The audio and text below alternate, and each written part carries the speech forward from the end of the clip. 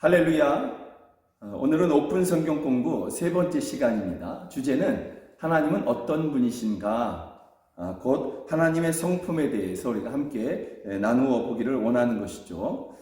하나님 아버지의 성품은 어떠하실까? 예수님 안에서 계시된 하나님은 어떤 분이신가? 이런 주제인 것입니다. 누군가 여러분들에게 하나님은 어떤 분이십니까? 라고 질문을 한다면, 또 지금 여러분들이 저를 통해서 그런 질문을 받는다면, 여러분의 머릿속에, 여러분의 그 마음속에 퍼뜩 제일 먼저 떠오르는 것은 아마도 하나님은 사랑이시죠? 라는 대답일 것입니다. 아니면 하나님은 은혜가 많으신 분이십니다. 이런 대답을 여러분들이 제일 먼저 생각하시고 또 답을 하시지 않겠나 싶습니다. 그렇다면 성경은 무엇이라고 이야기할까? 우리가 성경을 향해서 하나님 어떤 분인지 말씀해 보십시오 라고 성경을 향해서 말한다면 성경은 무엇이라고 대답하느냐라는 것이죠. 여러분의 생각대로, 여러분의 그 첫 번째 생각대로 성경도 그렇게 우리에게 말씀할 것입니다. 하나님은 사랑이시라. 여러분, 요한일서 4장 8절에서도 아주 명확하게 하나님은 사랑이심이라 이렇게 우리에게 말씀해 주고 있습니다. 하나님은 사랑하시는 분이시며 또한 사랑케 하시는 그러한 분이 분명하십니다. 하나님에게서 사랑이라는 것을 뺄 수가 없는, 하나님은 사랑 그 자체이신 분, 이렇게 말할 수 있는 것이죠. 그런데 사랑 그 자체이신 하나님께서 저와 여러분들을 사랑하실 때에 어떻게 하셨냐면 그 아들 예수 그리스도를 십자가 위에 내어주신 것입니다. 그래서 하나님의 사랑은 자기 자신을 완전히 내어주시는, 자신의 전부를 내어주시는 그러한 사랑이고, 그래서 성경은 하나님의 우리를 향한, 여러분들을 향한 사랑이라는 것을 쓸 때에 그 말을 아가페 이렇게 쓴 것입니다. 대체 불가한 그러한 사랑이며 완전한 사랑이고 조금도 부족함이 없는 그러한 사랑, 아가페의 사랑을 이야기하고 또 그것을 사용한, 그러한 말을 사용한 것이 하나님의 사랑이다라는 것입니다. 놀랍게도 하나님의 그 사랑을 받은 사람들, 곧 하나님께서 십자가에서 나와 여러분들을 위해서 그 아들을 내어주신 그 사랑을 받은 사람들은, 또 그것을 믿는 사람들은 1차적으로 하나님을 사랑하게 됩니다. 온 마음을 다해서 하나님을 사랑하게 됩니다. 제가 지난주에 여러분들이 헌금을 이렇게 하지 않습니까? 그러면 그걸 갖다가 재정부에서 이렇게 다 결산을 하고 그것을 저에게 이렇게 보고해 줍니다. 그 서류를 저한테 올려주는데 제가 그것을 이렇게 문득 보면서 너무나 귀하지 아니한가 하는 그러한 말들을 제가 혼자서 이렇게 중얼중얼거렸습니다. 그러면서 하나님께, 하나님 너무나 귀하지 않습니까? 세상은 돈을 다 사랑합니다. 그런데 여기 보십시오. 하나님, 주의 백성들이, 영광교회 성도들이 이 돈보다도 하나님을 더 사랑하고 있습니다. 제가 그렇게 감동하면서, 여러분 그것이 많은 액수가 쓰였던지 적은 액수가 쓰였던지 제가 그것을 이야기하는 것이 아니고요. 거기 이름이 있다는 것 자체에 제가 너무나 감동을 받은 거예요. 여러분들이 돈을 사랑하지 아니하고 하나님을 사랑한다는 증거이지 않습니까? 하나님의 사랑을 여러분들이 받았기 때문이고, 그래서 그 사랑 안에서 여러분들이 하나님을 사랑하고 있다는 증거인 거죠. 무엇보다도 더, 돈보다도 더, 이 세상보다도 더 하나님을 사랑하고 있는 것이죠. 그것은 하나님이 여러분을 그렇게 사랑하고 계시기 때문에 그런 것입니다. 그리고 또한 놀랍게도 그 사랑을 받은 사람들은 하나님을 사랑할 뿐더러 다른 사람도 사랑하게 됩니다. 정말 놀랍죠? 내 몸이 우선이고 내 가족이 우선인 그러한 세상에서 예수님을 믿는 사람들, 하나님의 사랑을 받는 사람들은, 또 그 사랑을 믿은 사람들은 나와 내 가족을 넘어서, 그 지경을 넘어서 다른 사람들을 사랑하고 또 더 그 사랑의 지경이 넓혀져서 교회 안에서 확장되어서 전혀 모르는 민족을 사랑하고 그들을 위해서 애통해하며 기도하기도 하고 그들을 찾아가기도 하고 그들에게 복음을 전할 또 하나님의 사랑을 전할 사람을 보내기 위해서 그 선교사를 보내기 위해서 헌금을 또한 하기도 하는 것이죠. 평생 가야 한 번도 못 만날 수 있는 그러한 사람들인데 하나님의 사랑을 받았고 그 사랑을 또한 하게 됨으로 말미암아 그렇게 헌신하고 후원하고 기도하고 하는 것입니다. 어떤 경우에는 나에게 큰 상처를 준 사람, 원수 같은 사람도 사랑하게 되는 경우도 있는 것이죠. 여러분, 이것은 세상에서 볼 수 없는 오직 하나님의 사랑을 받은 사람들만이 하게 되는 그러한 삶의 모습인 것입니다. 하나님의 사랑은 자기 자신을 내어주시는 사랑이고 그리고 또한 사랑케 하시는 그러한 사랑인 것입니다. 두 번째는 하나님은 어떤 분이시냐? 하나님은 은혜가 충만하신 분이십니다. 다른 말로 이야기하면 하나님은 자비로우신 하나님이다, 이렇게 이야기할 수 있을 것입니다. 그래서 시편 103편은 이렇게 말씀하고 있어요. 여호와는 긍휼이 많으시고 은혜로우시며 노하기를 더디하시고 인자하심이 풍부하시도다. 아멘. 하나님의 자비, 하나님의 은혜는 죄인을 용서하시고 구원하신 것에서 나타나고 있습니다. 여러분 또한 여전히 실수하고 넘어지는 것이 저와 여러분들 아닙니까? 제가 종종 이렇게 하나님 앞에 정말 부끄러워하면서 죄송해하면서 기도하는 내용 중에 하나가 이것입니다. 하나님, 실수는 제가 하고 하나님, 일은 제가 저지르고 하나님께 해결을 부탁합니다. 하나님께 구원을 부탁하고 하나님의 도움을 요청하고 있습니다. 하나님, 연약한 나를 불쌍히 여겨주십시오. 제가 종종 하는 그러한 기도이고 또 속으로 속삭이는 그러한 말인 것이죠. 그런데 놀랍게도 그런 저의 기도를 하나님께서 받으시고 실수하고 일을 저지른 저를 주님께서 도와주십니다. 그리고 합력하여 선을 이루는 그러한 결과를 이루어내십니다. 그래서 저는 하나님을 또 찬양하는 것이죠. 아마도 여러분들도 이러한 하나님을 경험해 보지 않았을까, 또 지금도 경험하고 계시지 않을까, 그렇게 생각되죠. 하나님은 얼마나 은혜로우신지, 그가 비록 많은 실수를 했어도, 많은 죄를 지었어도 하나님께로 돌아오기만 한다면, 하나님께 돌아와 회개하기만 한다면, 정말로 돌이키기를 원한다면 하나님께서는 그를 다시 용서해 주시고 그를 위해 구원을 베풀어 주시는 은혜가 충만하신 분이십니다. 어느 날 예수님께서 제자들에게 이렇게 말씀하신 것이 있습니다. 제자 중에 하나가 예수님께 나와서 자기가 얼마나 의로운지를 좀 이렇게 자랑하고 싶었나 봅니다. 그래서 누군가 자기에게 잘못을 하면 7번이라도 내가 용서해 주면 됩니까? 이렇게 물어보는 것이죠. 이것은 자기의 의로움을 자랑하고 싶었던 거예요. 그런데 예수님께서 이렇게 대답해 주십니다. 7번씩이 아니라 70번씩 7번이라도 용서해 줘라. 490번 아닙니까, 일단? 그러나 이것은 수치적으로 어떤 490번 이런 얘기가 아니라 용서해 줄 수 있는 최대한을 다해서 용서해 줘라, 이렇게 말씀하고 있는 것이죠. 여러분, 이것이 하나님의 은혜로우심이기 때문에 그런 것입니다. 하나님이 저와 여러분들에게 이미 그렇게 하고 계시기 때문에 예수님은 이미 우리에게 이것을 말씀하시는 것입니다.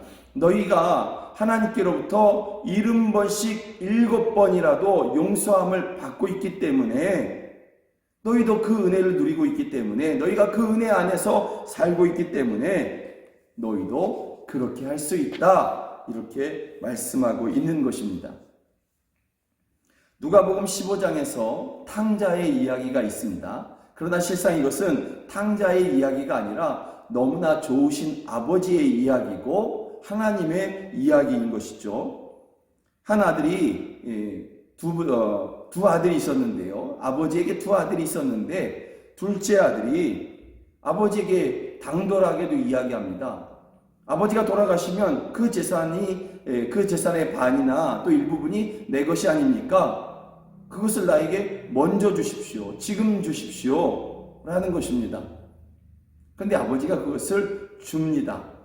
이 아들이 그것을 가지고 가서 성경은 뭐라고 얘기하냐면 누가복음 15장에 가보면 허랑방탕했다 이렇게 얘기하고 있습니다. 그가 정말 허랑방탕하여서 술집에 가서 기생에게서 그리고 그냥 자기의 정욕대로 그것을 금방 다 써버리고 탕진해 갑니다. 완전히 다 그렇게 탕진하고 거짓골이 되는 것이죠. 아무도 돌봐주지 아니하는 그러한 거짓골이 되어서 돼지 우리에서 그 돼지의 음식을 그가 이렇게 나눠 먹으려고 하는데 그것조차도 허락받지 못합니다. 그때 그가 그 아버지에게 돌아가야 되겠다. 그 아버지에게 가서 아들로 말고 나를 종으로 써달라고. 그러면 내가 굶어 죽지는 않겠다. 이러한 마음을 가지고 돌아옵니다. 그런데 성경은 정말 놀라운 것을 기록하고 있는데요. 이 아버지가 집에서 이렇게 멀리 떨어져서 그 아들이 돌아오는 길에 마중 나가 있는 것을 이야기합니다. 그리고 그 아들이 이렇게 멀리서 이렇게 돌아오는 것을 보면서 그 아들인지 아닌지 구분하기도 힘든 그때에 이 아들이 먼저 아버지를 알아본 것이 아니었어요. 이 아버지가 먼저 그 아들을 알아보고 젊은 아들을 알아보고 나이든 아버지가 달려갑니다. 달려가서 그 아들을 목이 어긋나게 이렇게 마주 안고 이렇게 안았다라는 것입니다. 안고 그를 사랑하고 그를 씻겨서 그 아들의 종이 아니라 아들의 권세를 회복시켜줍니다. 잔치를 열어줍니다. 그런데 여기서 우리가 한 가지 상상해 볼 수 있는 것은요, 생각해 볼 수 있는 것은 이 아버지가 아마도 그 아들이 떠난 그 다음 날부터 그렇게 하루가 멀다 하고 매일같이 그렇게 집에서 멀리 떨어져서 마치 그 아들이 오늘은 오지 않을까, 내일은 오지 않을까 하면서 마중 나와 있었겠구나 하는 그러한 것을 보이게 하는 것이죠. 생각하게 하는 그러한 모습인 것이죠. 그래서 그 아들이 멀리서 이 머리끝이 조금 보였을 때에 갈 때는 비단 옷 입고 갔거든요. 아주 좋은 옷 입고 갔거든요. 그런데 올 때는 거지의 모습으로 오는 것입니다. 거렁뱅이의 옷으로 그렇게 오는 것입니다. 수염도 아주 그냥 지저분하게 그렇게 자랐고 머리도 산발이 돼서 그렇게 오는데 그 아들을 알아봤다고 이야기하지 않습니까? 이 아버지는 하루가 멀다 하고 그렇게 아들을 기다렸던 것이죠. 그리고 그 아들을 회복시켜주고 씻겨주고 용서해주고 용서를 넘어서 사랑해주고 그 아들의 권세를 회복해주고 너무나 좋으신 아버지의 모습이지 않습니까? 그분이 하나님이시다. 성경은 말씀하고 있는 것입니다. 하나님은 은혜가 충만하신 분입니다. 오늘도 우리를 그와 같이 기다리시고 오늘도 그와 같이 우리에게 은혜를 내려주시는 분이십니다. 혹 실수했거든, 혹 넘어졌거든 하나님께로 돌아가십시오. 언제든지 하나님은 여러분들을 환영해 주십니다. 하나님은 어떠신 분이냐? 세 번째는 우리가 놓치기 쉽고 잊어버리기 쉬운 것인데요. 그것은 또 한편으로는 두려워해야 되는 그러한 것인데 그것은 바로 하나님은 공의로우신 분이시다. 하나님은 공의, 정의로우신 분이시다. 이렇게 이야기하는 것입니다. 신명기 32장은 이렇게 말씀하고 있어요. 그의 모든 길이 정의롭고 진실하고 거짓이 없으신 하나님이시니 공의로우시고 바르시도다. 하나님은 구부러진 것이 없으십니다. 하나님은 어긋난 것이 없고 바르지 아니하신 것이 없습니다. 그리고 이러한 하나님의 공의, 하나님의 정의는 죄에 대하여 심판을, 의에 대하여서는 상을 베푸시는 것으로 나타나게 됩니다. 그래서 죄인은 하나님을 두려워할 수밖에 없고요. 의인은 하나님을 환영하게 되는 것입니다. 여러분들은 어떠십니까? 여러분들은 하나님을 환영하고 계시죠? 그러면 나는 하나님을 환영하고 하나님 나를 만나 주십시오. 내가 하나님을 기다립니다. 내가 하나님을 찾습니다. 이러지 않습니까? 그러면 나는 의인이기 때문인가? 여러분, 우리가 예수님 안에 있기 때문에 그런 것입니다. 예수님 안에서 하나님께서 저와 여러분들을 의롭다고 해주셨기 때문에, 그래서 여러분들은 예수님 안에서 하나님을 환영할 수 있는 것입니다. 하나님을 찾고 하나님의 만남을 그렇게 간구할 수 있는 것입니다. 그러나 죄인은, 예수님 밖에 있는 그러한 사람들은 하나님을 두려워할 수밖에 없습니다. 왜냐하면 하나님의 공의는 죄인을 심판하시기 때문에 그런 것입니다. 하나님의 공의는 죄를 결코 간과하지 않습니다. 그냥 넘어가지 않으십니다. 아주 작은 것. 그래서 우리끼리는 그 정도는 넘어갈 수 있지. 그 정도 가지고 그게 문제가 되겠어? 할 만한 것도 하나님 앞에서는 죄가 된다고 한다면 그것은 결코 용서되지 않습니다. 성경 아모스 선지자는요, 하나님의 심판에 대해서 이렇게 증언하고 있습니다. 죄인들이죠. 그들이 땅을 파고 수월로 땅 깊숙한 곳까지 들어갈지라도 내 손이 거기에서 붙잡아 낼 것이요. 하늘로 올라갈지라도 내가 거기에서 붙잡아 내릴 것이며, 갈멜산 꼭대기에 숨을지라도 내가 거기에서 찾아낼 것이요. 내 눈을 피하여 바다 밑에 그 깊은 심해의 그 바닥에 숨을지라도 내가 거기에서 뱀을 명하여 물게 할 것이요. 하나님은 죄를 반드시 낱낱이 다 찾아내신다. 여러분, 이것이 하나님의 공의예요. 하나님의 공의, 그에서 두려워할 수밖에 없는 그러한 모습인 것이죠. 그러기에 여러분, 하나님은 공의로우신 분입니다 라고 이야기할 때 우리가 어떻게 해야 되느냐? 우리는 죄를 미워해야 되는 것이죠. 죄를 떠나야 되고 죄를 경계해야 되는 것입니다. 그런데 세상이 너무나 죄가 많고 유혹이 많지 않습니까? 그러면 죄를 미워하고 죄를 떠날 수 있는 비결, 예수님께 가까이 나아가는 것입니다. 예수님을 붙잡는 것입니다. 그럴 때 그 예수님으로 말미암아 우리에게 하나님의 능력이 부어져서 죄를 미워하고 죄를 떠날 수 있게 되는 것입니다. 그럼에도 혹시 실수했다. 잠깐 예수님을 붙잡지 않는 것으로 인해서 또 실수하고 넘어졌다. 다시 하나님께 돌아가면 은혜로우신 하나님은 다시 용서해 주시고 또 용서해 주시는 것입니다. 그런데 여러분, 우리가 실수해서 다시 하나님께 나아갈 때 그럼 하나님의 공의가 없어진 것이냐? 아닙니다. 그렇지 않습니다. 하나님의 공의는 그 순간에도 말하고 있습니다. 그러면 하나님의 공의는 죄를 심판하시는 것인데 내가 죄를 지었고 내가 실수했고 내가 넘어졌다.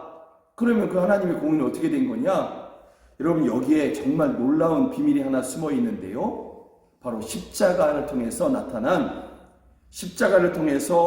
하나님의 공의가 완성되어졌고 그 하나님의 공의의 요구가 십자가에서 다 이루어졌다라는 것이 바로 그 순간에 적용이 됩니다. 정말 놀라운 것인데요.